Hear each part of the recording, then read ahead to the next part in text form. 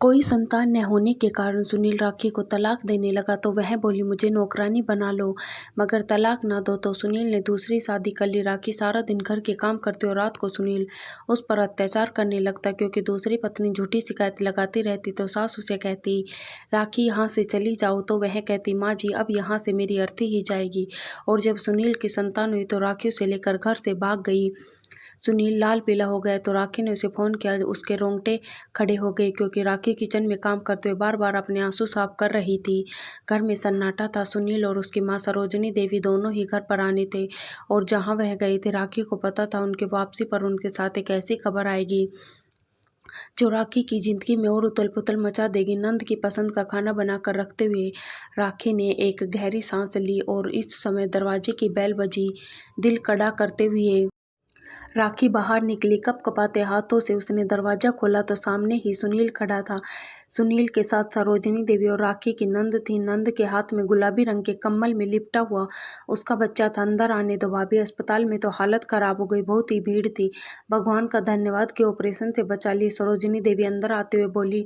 उन्होंने अपनी बेटी को सावधानी से अंदर आकर लिटा दिया था। छोटे से बच्चे के रोने की आवाज से घर में गूंजने लगी। राखी हसरत भरी नजरों से गुलाबी कंबल को देखती चली गई। अब यहाँ खड़ी मुंह क्या देख रही हो, जाकर शरबत बना कर ले आओ। बाहर इतनी सख्त गर्मी है, तुम्हारे होने से तो कुछ तो फायदा हो, कम से कम पानी ही पिला दो। सुनील ने तंज अंदाज में कहा तो राखी होठ काटते वापस किचन में चली गई। जल्दी से शरबत बनाकर जो है कमरे में लाई तो उसकी नंद अपनी बच्ची को गोद में लेकर बैठी हुई थी। एक भूखी सी राखी के अंदर उठी, पता नहीं कब मुझे यह खुशखबरी मिलेगी। जिनकी शादी मेरे बाद हुई आज उनके भी 2 बच्चे हैं, एक मैं ही हूँ जो इस बांझ औरत को बर्दाश्त करने पर मजबूर हूँ। माँ आपको भी पूरे शहर में यही औरत मिली थी मेरे लिए, सुनील ने नफरत से अपनी माँ से कह रहा था। सरोजिनी देवी ने एक बेबस नजर राखी पर डाली जिसकी आंखों में आंसू भर आए थे। वह सरोजिनी देवी की पसंद थी, यही वजह थी कि राखी कभी सुनील के दिल में न उतर सकी। उसे बच्चों की बहुत इच्छा थी और हजार जतन के बाद भी, शादी के 6 साल गुजरने के बाद भी राखी के घर कोई संतान नहीं हुई। चिंता मत करो, बड़े मशहूर डॉक्टर को दिखा कर आई है राखी, उसकी रिपोर्ट से पता चल जाएगी कि कब तेरे यहाँ संतान होगी। सरोजिनी देवी ने तसल्ली देने वाले अंदाज में कहा तो चौखट पर खड़ी राखी कांप कर रह गई। उसकी आंखों में कमरे के दराज में रखी हुई वह रिपोर्ट घूम गई जो कल शाम ही वह लेकर आई थी। उस रिपोर्ट में जो लिखा था वह सुनील को बताने की हिम्मत भी नहीं कर सकती थी। शरबत उन सबको पकड़ाते उल्टे कदमों से बाहर निकल गई। जितने दिन तक शिखा की तबीयत अच्छी नहीं वह उनके घर पर रही। सुनील साहब जब अपनी बहन की बेटी को देखता राखी को कुछ कुछ कहने लग जाता, उठते बैठते उसे वह संतान न होने के ताने देता। उस दिन भी राखी बच्ची के कपड़े धोकर तार पर फैला रही थी जब उसे कमरे से सुनील के दहाड़ने की आवाज आई। यह क्या है राखी? जल्दी से वह घबराते हुए कमरे में गई तो सामने सुनील खड़ा था। उसके हाथ में वही फाइल थी जिसमें राखी की रिपोर्ट रखी थी। राखी के पैरों के नीचे से जमीन निकल गई। यह सब क्या है? तू मां नहीं बन सकती, डॉक्टर ने तुम्हें कब से बता दिया और तुमने मुझे बताया नहीं। रिपोर्ट को भी छुपा कर रखा है ताकि मुझे पता ना चल जाए। सुनील चिल्ला रहा था और राखी का गला सूख रहा था। उसकी आंखों में आंसू आने लगे। मैं अब तुझ जैसी औरत को और बर्दाश्त नहीं कर सकता। इस घर में पड़ी मुफ्त की रोटियां तोड़ रही है, एक बच्चा तक तो तुम मुझे दे नहीं सकती। आखिर मैं तुझे अपनी जिंदगी में क्यों रखूं? अब मैं तुझे तलाक देकर घर से निकाल दूंगा और दूसरी शादी करूंगा। सुनील के चिल्लाने की आवाज पर सरोजिनी देवी कमरे में आ गई। राखी हक्का बक्का सुनील को देख रही थी। नहीं, भगवान के लिए मुझे तलाक मत देना, राखी गिड़गिड़ाने लगी। सुनील बहुत गुस्से में था और फाइल को जमीन पर फेंक दे। झूठी औरत, तू इस लायक नहीं कि मेरी जिंदगी में रहे। मुंह से वह लगातार जहर उगल रहा था। राखी फूट फूट कर रोने लगी। उसे क्या बताते कि संतान की तो उसे भी इच्छा है, मगर भगवान की मर्जी के आगे वह क्या कर सकती थी। माँ बाप उसके बचपन में ही भगवान को प्यारे हो चुके थे। एक चाचा था जिसने राखी की शादी करने के बाद अपनी जान छुटाई थी कि पलट कर कभी उसकी खबर तक नहीं ली थी। भगता जगता सुनील कमरे से निकल गए। राखी बड़ी देर तक रोती रही और सास उसे तसल्लियां देती रही। उस रात सुनील बड़ी देर से कमरे में वापस आया। राखी ने उससे बात करने की कोशिश की लेकिन उसने राखी को एक जोरदार धक्का देकर बेड के नीचे गिरा दिया। दर्द की उठती लहरों को दबाती राखी खामोशी से सोफे पर जाकर बैठकर बेइज्जती का एहसास बढ़ा था, मगर सुनील को कोई परवाह नहीं थी। वह देर रात तक मोबाइल पर किसी से बात करता रहा। कुछ दिन गुजरे तो राखी ने पक्का फैसला कर लिया कि आखिरी कोशिश थी जिसे वह आजमाना चाहती थी। सास सुबह का नाश्ता करके कमरे में जाकर लेटी तो राखी जल्दी से घर से बाहर निकल आई। वह घर से थोड़ा दूर उस झोपड़ी की ओर जा रही थी जहाँ रहने वाले बाबा संतान होने के लिए ताबीज दिया करते थे। राखी कपकपाते कदमों के साथ झोपड़ी में चली गई। बाबा ने ताबीज के बदले बड़ी पूंजी की शर्त रखी। बड़ा कठोर काला जादू है, जब तक यह जादू नहीं कटेगा तेरी संतान नहीं होगी। इसके लिए बहुत पैसे लगेंगे। राखी ने अपनी आंखों में चलाई और हाथों में पहने सोने की चूड़ी निकाल कर उसने बाबा के सामने रख दी। उस ढोंगी बाबा की आंखों में चमक आ गई। उसने जल्दी से सोने की चूड़ी अपनी झोले में रखी और एक मुड़ा तोड़ा सा ताबीज राखी के हवाले कर दिया। राखी को पक्की उम्मीद थी कि अब तो वह जरूर मां बन जाएगी। वह खुशी खुशी यहीं सोती हुई घर में चली आई। दरवाजा खुला और गेट से बाहर सुनील की मोटरसाइकिल खड़ी हुई थी। सुनील इस समय तो काम से नहीं आता, राखी ने सोचा और खुले दरवाजे से अंदर आई, लेकिन चौखट पर ही उसके पैर जमीन में जमकर रह गए। सामने सोफे पर सुनील बैठा था, उसके साथ एक लड़की भी बैठी हुई थी। वह मुस्कुरा रही थी। वह नजरें घुमा घुमा कर पूरे घर को ध्यान से देख रही थी। उसकी शक्ल देख राखी को एक जोरदार झटका लगा। उसे पहचानती थी, लेकिन वह औरत सुनील के साथ क्या कर रही थी? राखी ने सुनील को देखा जो आराम से उसे देख रहा था। यह निशा है, मैंने इससे शादी कर ली। तुमसे तो मुझे संतान मिली नहीं, और तुम जैसी बांझ औरत के होते हुए तो मुझे दूसरी शादी की जरूरत भी थी। सुनील बोला तो राखी के ऊपर जैसे आसमान टूट पड़ा। उसका दिल चाह रहा है वहीं फूट फूट कर रो दे। आओ कमरे में चले, सुनील ने अपनी नई नवेली पत्नी से कहा। उसने हैरत से राखी को देखा। अपनी पहली पत्नी को इसी घर में रखोगे? अब भला यह हमारे कमरे में कैसे रहेगी? उसने कहा तो सुनील मुड़कर राखी को देखने लगा। नहीं नहीं, भगवान के लिए मुझे बाहर मत निकालो। मुझे कोई आपत्ति नहीं तुम्हारी दूसरी शादी पर, राखी ने आंसुओं के बीच कहा तो सुनील ने कंधे उचका दिए, लेकिन उसकी दूसरी पत्नी ने नफरत भरी नजर राखी पर डाली। सुनील उसका हाथ पकड़कर वहां से चला गया। सरोजनी देवी को बेटे की दूसरी शादी का बहुत अफसोस था। वह धीरे धीरे चलती हुई राखी के पास आई, जो वहीं दरवाजे के पास बैठी फूट फूट कर रो रही थी। तभी कमरे के दरवाजे से निकलकर सुनील ने बाहर जाकर कहा, हमने दोपहर का खाना नहीं खाया, जल्दी से खाना बना कर लाओ। और हाँ, निशा को बिरयानी बहुत पसंद है, वह बना लो। और हाँ, जरा अच्छे से बनाना, तेज मिर्च मसाले ने डाल देना, निशा को नहीं पसंद। सुनील ने राखी से कहते हुए खटक से दरवाजा बंद कर दिया तो राखी दिल पर हाथ रख उठ खड़ी हुई। सुनील वह तेज मिर्च मसाला पसंद करता, पर आज दूसरी पत्नी के कहने पर उसने अपने खाने का तरीका ही बदल डाला था। आंसू को रोकते हुए वह किचन में चली आई। उसे पता था उसकी यही औकात है। खाना बन गया तो दिल को कड़ा करके वह खाने को ट्रे में रख सुनील के कमरे के सामने चली आई। सकते इतने दरवाजे पर दस्तक दिखाई। बार बार खटकाने के बाद दरवाजा खुला। सामने सुनील खड़ा तो उसने एक झुंझलाई नजर राखी पर डाली। क्या मुसीबत है, क्यों शोर मचा रही हो? उसने गुस्से से कहा तो राखी ने खाने को उसके सामने कर दी। अंदर ले जाओ, खाना सामने बेड पर रख दो, उसने आदेश दिया और खुद पलट कर बाथरूम चला गया। राखी ने कपकपाते हाथों से ट्रे ले जाकर बेड पर रखी। निशा गहरी नजरों से देख रही थी। उसके अंदर से साफ पता चल रहा था कि उसने भी राखी को पहचान लिया है। यह क्या बनाया? मुझे तो यह बिल्कुल नहीं पसंद, शक्ल से ही लग रहा है कि किसी फुहड़ औरत ने बनाया। निशा ने चम्मच से चावल उठाते हुए कहा, वह सामने बैग के अंदर मेरे कपड़े पड़े हैं, सारे कपड़े निकाल कर अलमारी में लगा दो और यहाँ अपने कपड़े निकाल कर बाहर ले जाओ। अलमारी में इतनी जगह नहीं कि यहाँ ढेर लगा दो। निशा ने एक बार फिर मजे लेते हुए कहा तो राखी खामोशी से उसके कपड़े निकाल कर अलमारी में रखने लगी। है पानी का गिलास तो उठाओ, निशा ने कहा तो राखी ने मुड़कर उसे उठाया। पानी का गिलास उसके सामने ही रखा था, लेकिन वह जानबूझकर राखी को उसकी औकात याद दिला रही थी। राखी ने पानी का गिलास उठाकर निशा के हाथ में पकड़ा दिया। गिलास पकड़ते उसने जानबूझकर गिलास को जरा सा हिलाया और सारा पानी उसके कपड़ों पर जा गिरा। क्या कर दिया बदतमीज औरत, माना कि मैं तुम्हारे पति की दूसरी पत्नी हूँ, लेकिन यह हरकतें करके तुम क्या साबित करना चाह रही हो? निशा अचानक उठकर चिल्लाने लगी। तभी बाथरूम का दरवाजा खुला और सुनील बाहर निकल आया। क्या हो रहा है? उसने हैरत से राखी को देखा जो हक्का बक्का निशा को देख रही थी। उसने अपनी सफाई देने की कोशिश की, लेकिन निशा ने अचानक चिल्लाने लगी, तुम्हारी पहली पत्नी मुझसे नफरत करती है, जानबूझकर उसने मेरे नए कपड़ों के ऊपर पानी गिरा दिया, यह मुझे यहाँ बर्दाश्त नहीं कर सकती। वह आंखों में झूठ मूठ के आंसू ले आई और अचानक रोने लगी। सुनील ने गुस्से से राखी के ऊपर नजर डाली। तुम्हारी हिम्मत कैसे हुई निशा के ऊपर पानी गिराने की? तुम्हारी औकात एक टिश्यू पेपर से ज्यादा नहीं है। मैं तो तुम्हें पहले ही कह रहा था कि अगर तुम्हें ज्यादा तकलीफ हो रही है तो मेरी दूसरी पत्नी को देखकर तो तुम इस घर से जा सकते हो, लेकिन अगर तुम्हें यहाँ रहना तो आगे से निशा के साथ कोई बदतमीजी मत करना। सुनील ने उंगली उठाते हुए उसे वार्निंग दी। राखी सर हिलाते हुए वापस पलट आई। पीछे बैठी निशा मुस्कुरा रही थी। कमरे से आती आवाजें सरोजनी देवी ने भी सुन ली थी। राखी को लाल चेहरा और भीगी आंखों से कमरे से बाहर निकलते देखा तो उनकी आंखों में भी आंसू आ गए। उन्हें अपनी इस बहू से बहुत हमदर्दी थी, क्योंकि उसने सरोजनी देवी की सेवा करने में कोई कसर नहीं छोड़ी थी। लेकिन वह क्या करती, बेटे की जिद के आगे वह भी मजबूर थी। राखी ने अपनी चारपाई सास के कमरे में डाल ली थी। उसका सामान तो पहले ही उसके पति ने निकाल कर बाहर फेंक दिया था। वह सुबह के समय जागती, रोज की तरह अपने पूरे घर के कामकाज करती, यहाँ तक कि सुनील के नाश्ते के लिए भी उसे ही आवाज देती।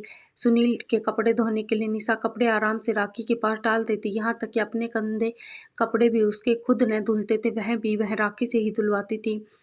खाना तो वह बनाती थी, मगर निशा के कामों पर उस पर इतना बोझ डाला कि राखी को 1 मिनट बैठने का समय नहीं मिलता। उस दिन भी राखी सख्त गर्मी में खाना बनाकर किचन से बाहर आई थी कि निशा चली आई। मेरे कमरे का बाथरूम बहुत गंदा हो रहा है, चलकर उसे साफ करो, उसने आदेश दिया तो राखी ने एक बेबस नजर निशा पर डाली। माँ जी की दवाई का समय हो रहा है, उसकी तबीयत भी ठीक नहीं, मैं उनका परहेजी खाना बना रही हूँ, तुम खुद साफ कर लो। राखी ने कह तो दिया, लेकिन निशा ने खा जाने वाली नजरों से उसे देखा। ज्यादा जबान चलाने की जरूरत नहीं, इस घर में तुम्हारी औकात सिर्फ एक नौकरानी की है, तुम्हारी, इसलिए नौकरानियों वाले काम करो, मुझे इनकार करने की जरूरत मत करो। इस बुढ़िया को खाना बाद में देना, चलकर पहले मेरा वॉशरूम साफ करो, उसने चिल्लाकर कहा। राखी को पता था वह एक बदतमीज औरत है, उससे बहस करना बेकार है। वह खामोशी से उसके कमरे में चली आई। उसका बाथरूम धोते हुए राखी की आंखों में बार बार आंसू आते रहे, मगर निशा उस पर बराबर हुक्म चलाती रही।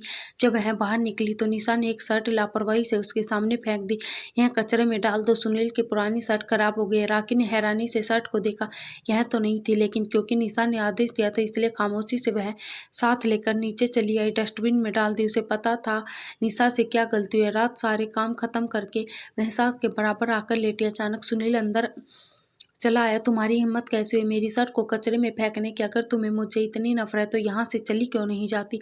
अपनी मनोज सूरत लेकर मेरे ही टुकड़ों पर पल रही हो और मुझे अपनी अकड़ दिखाते। उसने आगे बढ़कर के एक जोरदार थप्पड़ मारा तो राखी हक्का बक्का रह गई। पीछे निशा खड़ी थी। मैंने तो इसे रोकने की भी बहुत कोशिश की, लेकिन इसने मेरी एक न सुनी। मुझे कहा कि मैं अपने काम से काम रखूं। सुनील उसका पति है और उसके कपड़ों के साथ जो मर्जी करे। निशा ने झूठी कहानी सुनाई तो सुनील को और गुस्सा आ गया। उसे तो राखी के चेहरे से भी नफरत होती थी। आज के बाद अगर मेरे कमरे में पैर रखा तो तेरा वह हाल करूंगा कि तू याद रखेगी, उसने राखी को चारपाई पर धक्का देते हुए कहा और कमरे से निकलता चला गया। राखी को अंदाजा हो रहा था कि सुबह निशा ने उसे शर्ट फेंकने के लिए क्यों कहा। निशा मुस्कुराते हुए सुनील के पीछे पीछे चली गई। सरोजनी देवी जो बेबसी से सारा दृश्य देख रही थी, तो उन्होंने आगे बढ़कर राखी को संभाला तो वह फुट फुट कर रो दी। यहाँ रहकर क्या करेगी? किसी तरह अपने चाचा के घर चली जा, छोड़ दे सुनील को, वह तेरा जरा भी ख्याल नहीं करता। और यह झूठी निशा सारा दिन अपने कमरे में से निकलती तक नहीं, सारे काम तुझसे करवाते और सुनील के आते ही मासूम बन जाते, जैसे उसने कुछ किया ही नहीं। सरोजनी देवी समझ रही थी कि, लेकिन उसने रोते हुए सर नहीं में हिलाती, मैं कहाँ जाऊँ, मेरा तो कोई घर नहीं, चाचा ने ब्याह दिया तो उनकी जिम्मेदारी भी खत्म हो गई, अब तो इस घर में मेरी अर्थी ही जाएगी। उसके सवर में पहाड़ों जैसी शक्ति उतर आई थी। उसने अपनी आंखें रगड़कर साफ कर करवट बदल कर सोने की कोशिश करने लगी, जबकि अंदर कमरे में बैठी निशा सुनील को राखी के खिलाफ पढ़ा रही थी। सुबह दोनों पति पत्नी नाश्ता करने के लिए बाहर आए तो निशा ने राखी को नाश्ता बनाने का आदेश दिया। वह नाश्ता लेकर सामने आई। निशा कभी पराठे को उठाकर देखती और कभी डबल रोटी को। मुझे कुछ नहीं खाना, मेरे लिए दूध का गिलास लेकर आओ, उसने नया आदेश किया तो राखी खामोशी से पलटी और दूध का गिलास ले आई। राखी ने मुंह बनाते हुए दूध का गिलास मुंह से लगा लिया। सुनील नाश्ता करके कमरे में चला गया तो थोड़ी देर के बाद जब वह बाहर निकला तो निशा ने दोनों हाथों से अपना सिर थाम लिया। मेरा सिर चकरा रहा है, उस औरत ने मुझे जहर दे दिया कि चाहती है मैं मर जाऊं। उसने राखी की ओर इशारा किया तो राखी कांप कर रह गई। क्या किया तुमने? मैं तुझे जान से मार डालूंगा, सुनील ने चिल्लाकर कहा, मगर राखी घबरा कर 2 कदम पीछे आती। मैंने कुछ नहीं किया, उसके होठों से बस इतना ही निकला। निशा की हालत खराब हो रही थी तो उसने दोनों हाथों से अपने गले को पकड़ रखा था, तो सुनील पूरी तरह से घबरा गया। अगर इसको कुछ हुआ तो मैं तुझे जिंदा नहीं छोड़ूंगा। जल्दी से निशा को उठाकर बाहर की ओर भाग, रिक्शे में डालकर उसे अस्पताल ले गया। राखी वहीं खड़ी काँप रही थी। उसने तो कुछ भी नहीं किया, बस दूध लाकर ही निशा को पकड़ा था। अगर उसे कुछ हो जाता तो वह जानती थी सुनील सच में उसे जिंदा नहीं छोड़ेगा। मगर उसकी किस्मत अच्छी थी कि 2 घंटे बाद जब निशा और सुनील घर आए तो दोनों ही मुस्कुरा रहे थे। बधाई हो, मामा बनने वाली है। अब मैं कभी संतान के खुशी देख सकूंगा तो करे। मैं दूसरी शादी का फैसला कर लिया। निशा के पैर भी जमीन पर नहीं टिक रहे थे तो उसने नखरे पहले से कई गुना ज्यादा बढ़ गए थे।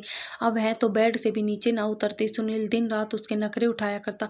उसने राखी से बात करना भी छोड़ दिया। निशा की थी जो तरह तरह से राखी को परेशान करते रहती थी। उस दिन भी उसने राखी को अपने कमरे की सफाई करने के लिए बुलाया और खुद बाहर खड़ी हो गई। सुनील के आने का समय हो रहा था। सुनील आया तो निशा कमर पर हाथ रखकर हे करने लगी। तुम यहाँ क्यों खड़ी हो? अंदर चलकर आराम करो, सुनील ने कहा तो निशा ने आंखों में आंसू भर लिए। तुम्हारी पहली पत्नी ने मुझे कमरे से निकाल दिया और वह कह रही थी कि यह उसी का कमरा है और मैं अपना बोरिया बिस्तर लेकर यहाँ से चली जाऊँ। उसने आंसू के बीच बताया तो सुनील का दिमाग घूम गया। उसने आओ देखा नहीं था। अंदर चला गया। अंदर जाकर ड्रेसिंग टेबल के सामने खड़ी उसे साफ कर रही थी मगर सुनील को यह ना दिखाई दिया। मेरे बच्चे को नुकसान पहुंचाएगी, मैं तेरी जान ले लूंगा। खुद तो मुझे कोई खुशी दे नहीं सकी और अब निशा मुझे संतान देने जा रही है तो तू उसे मार देना चाहती है। सुनील ने जोरदार थप्पड़ राखी को लगाया। वह हक्का बक्का खड़ी रह गई। तभी उसकी नजर मुस्कुराती निशा पर पड़ी जो उसे अंदाजा हो गया कि निशा ने फिर कोई चाल चल दी है। वह खामोशी से गाल पर हाथ रख कमरे से बाहर निकले। कमरे में आकर वह फुट फुट कर रोने लगी। लेकिन आखिर वह कर भी क्या सकती थी। समय गुजरता रहा। 9 महीने गुजर गए। डॉक्टर ने निशा को बड़ा ऑपरेशन बताया। जिस दिन ऑपरेशन के लिए अस्पताल जाना था सरोजनी देवी की तबीयत सुबह से ही खराब हो गई। वह बार बार बाथरूम जाती और वापस आती तो निढाल अंदाज में चारपाई पर लेट जाती। मैं तुम लोगों के साथ अस्पताल नहीं जा सकती, तुम लोग राखी को साथ ले जाओ, उन्होंने सुनील से कहा तो ना चाहते हुए भी सुनील निशा को राखी को अपने साथ ले जाना पड़ा। अस्पताल पहुंचते ही निशा को ऑपरेशन थिएटर में ले जाया गया जिसकी हालत जरा खराब थी। ऑपरेशन के बीच भी दवाइयों के लिए नीचे दौड़ाया गया। कई घंटे के बाद डॉक्टर ने आकर बताया कि बेटा हुआ है तो सुनील की खुशी का कोई ठिकाना नहीं रहा। राखी झुकी नजरों से उसे देख रही थी। सुनील का बस नहीं चल रहा कि अभी हवा में उड़ने लगे। उसने बेताबी से अपने बेटे को पूछा, बच्चा अभी उनकी माँ के पास है, हम कुछ देर में आपको लाकर देते हैं, तब तक आप यह दवाइयाँ ले आए। डॉक्टर ने दवाई का पर्चा सुनील के हाथ में थमा दिया। मैं तो वह जल्दी से पर्ची लेकर नीचे चला गया। दवाइयाँ लेकर वह वापस आए तो कॉरिडोर में राखी नहीं थी। उसके पास से गुजरती नर्स से पूछा, मेरा बच्चा मुझे कब मिलेगा? नर्स ने उसे देखा। अभी अभी तो आपका बच्चा लाकर आपको दिया था, आपने साथ जो औरत थी उसे ही बच्चे को लाकर दिया था। नर्स ने बम फोड़ा तो सुनील हक्का बक्का रह गया। अंदर कमरे में पड़ी निशा चिल्ला रही थी और सुनील और राखी सबको गालियां दे रही थी। लेकिन सुनील को तो अलग ही परेशानी थी। उसने पूरा अस्पताल छान मारा मगर राखी कहीं नहीं मिली। सुनील ने जेब से मोबाइल निकाला, बार बार राखी का नंबर मिलाने लगा। राखी के पास एक पुराना मोबाइल था लेकिन उसका नंबर बंद आ रहा था। सुनील के दिल को कुछ होने लगा। उसने जल्दी से घर में सरोजनी देवी का नंबर मिलाया। दूसरी ओर उन्होंने सुना तो हैरान रह गई। नहीं, राखी तो घर नहीं आई। उन्होंने कहा तो सुनील सोचने लगा कि वह मेरा बेटा लेकर भाग गई, उसने उससे दूसरी शादी का बदला ले लिया। सुनील का बस नहीं चल रहा था कि राखी कहीं से पकड़ कर सामने आई तो उसके टुकड़े टुकड़े करते। अंदर लेटे निशा ने चिल्ला चिल्ला कर अस्पताल सर पर उठा रखा था। डॉक्टर भी परेशान थे। उसके अनुसार निशा को दर्द या तकलीफ नहीं थी बल्कि वह फालतू में शोर मचा रही थी। निशा ने चिल्ला चिल्ला कर सुनील को इतनी गालियां दी कि वह उससे गुस्सा होने लगा, पर फिलहाल तो उसे सिर्फ अपने बच्चे की चिंता थी। वह घबराकर अस्पताल से बाहर निकल आया। शाम तक वह पागलों की तरह राखी को फोन करता रहा मगर उसका कोई अता पता न था। आधी रात तक सुनील की सहनशीलता जवाब दे चुकी थी। इससे पहले कि वह पुलिस में रिपोर्ट लिखवाता अचानक उसका मोबाइल बजा। सुनील मोबाइल निकाला तो ऊपर राखी का नंबर आ रहा था। जल्दी से कॉल रिसीव करके सुनील ने कान से लगाया, मेरे बच्चे को लेकर कहाँ गई है डायन, मैं तेरा मुंह तोड़ दूंगा, सुनील ने चिल्लाकर कहा तो राखी ने सुकून से सांस ली। मैं कहीं नहीं गई, अपने चाचा के घर हूँ, आप यहाँ आ जाइए, मुझे आपको कुछ दिखाना है। उसकी आवाज में ऐसा कुछ था कि सुनील को हैरत का एक जोरदार झटका लगा। अंधाधुंध बाइक चला दो, राखी ने के चाचा के घर पहुंचा। राखी वहां बैठी थी। छोटा सा बच्चा झूले में सो रहा था। उसके पास में फीडर भी रखा था। शायद राखी ने उसे दूध भी पिला दिया था। यह सब क्या तमाशा है? मेरे बच्चे को लेकर वहां से क्यों आई? उसने चिल्ला कर कहा तो राखी मुस्कुरा दी। अचानक उसने झूले के पास से मोबाइल उठाया और कुछ चलाकर सुनील के सामने कर दिया। वह एक छुपाकर बनाई गई वीडियो थी। सुनील दंग रह गया। इस वीडियो में निशा नजर आ रही थी, मगर वह अकेली नहीं थी, तो उसके साथ उनके मोहल्ले का एक आवारा लड़का भी था। सुनील से शादी तो मैं सिर्फ मजबूरी में की, मुझे रहने के लिए घर की जरूरत है। तुम चिंता मत करो, जल्दी मैं उससे तलाक ले लूंगी। यह पहली वीडियो थी। सुनील हैरत। वीडियो आगे की। अगली वीडियो निशा घबराए अंदाज में उस लड़के को बता रही कि वह मां बनने वाली है। वह लड़का परेशानी कर रहा है कि बच्चों को गिरा दे। उसे निशा ने जवाब दिया, चिंता मत करो, सुबह जल्दी से इस बच्चे को मार कर इल्जाम सुनील की पहली पत्नी पर डाल दूंगी। सुनील हैरान खड़ा तो उसके हाथ में मोबाइल कपकपाने लगा। राखी ने आगे बढ़कर एक और वीडियो चलाई। वह लड़का गुस्से में निशा को कह रहा था कि 9 महीने गुजर गए, अभी तक तुमने कुछ किया नहीं। अगर तुमने मुझसे शादी करनी है तो इस बच्चे को खत्म करना होगा। जवाब में निशा कहने लगी, मैं तो सुनील से जान छुड़ाने की हर संभव कोशिश कर चुकी हूँ, लेकिन वह मनुष्य मरता ही नहीं। चिंता मत करो, अस्पताल में बच्चा जैसे मेरे पास आएगा मैं उसको गला घोट कर उसे मार दूंगी। मुझे उसमें कोई रुचि नहीं, और उसके बाद तो तुम और मैं यहाँ से भाग जाएंगे। मैंने सुनील की सारी जमा पूंजी और गहने छुपा लिया। सुनील के हाथों से मोबाइल छूट के नीचे जा गिरा। यह सारी वीडियो छुप कर रिकॉर्ड की गई थी। राखी ने आगे बढ़कर मोबाइल उठा लिया। मैं निशा को स्कूल के समय से जानती हूँ और वह एक आवारा लड़की थी। स्कूल में भी उसके कई लड़कों के साथ संबंध थे। इंटर में ही उसने भागकर किसी लड़के से शादी कर ली थी और अब भी वह इस बच्चे को मार देती, इसलिए मैं इसे उठाकर यहाँ ले आई। सुनील का सर चकरा गया। उसने अचानक से रोता हुआ, मैं तुम्हारा यह उपकार कभी नहीं भूलूंगा, तुमने मेरे बच्चे को बचाया। निशा को वैसे भी इस बच्चे की जरूरत नहीं। उठाकर बच्चे को लेकर सीधा अस्पताल पहुंचा। निशा उन दोनों को साथ आता देखकर चौंकी। सुनील ने वह वीडियो उसके सामने किया। एक रंग उसके चेहरे पर आता और जाता। मैं तुम्हें तलाक देता हूँ, यह पकड़ो 2 लाख रुपए और तुम जाओ अपने आशिक से शादी कर लो, उसने कहा तो निशा के चेहरे पर संतुष्टि फैल गई। मुझे इस बच्चे की भी जरूरत नहीं, उसने नफरत से कहा। बच्चा तुम्हें देख कौन रहा है? सुनील ने जहरीली नजर उस पर डाली और राखी का हाथ थामकर अस्पताल से बाहर निकला। मुझे माफ कर दो, मैं तुम्हें पहचानने में गलती करती, तुम एक अच्छी औरत हो, सुनील शर्मिंदगी से कह रहा था और राखी उसे देख रही थी। भगवान ने एक ही झटके में उसका पति और संतान दोनों उसके हाथों में थमा दी। वह जितना भी भगवान का धन्यवाद करती कम था।